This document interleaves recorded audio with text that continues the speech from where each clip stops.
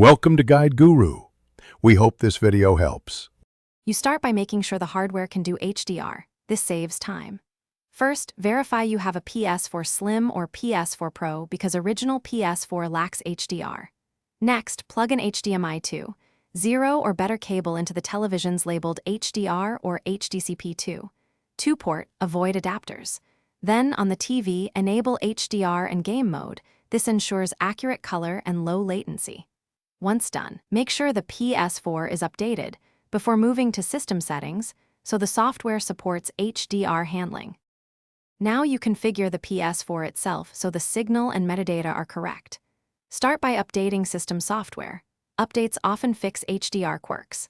Then open Settings, choose Sound and Screen, and enter Video Output settings. Set resolution to 2160p if using a 4K TV, set Deep Color Output to Auto, and enable HDR where prompted.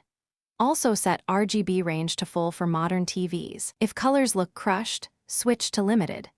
These steps align Ps4 output with the TV's HDR pipeline and prevent washed out or clipped imagery.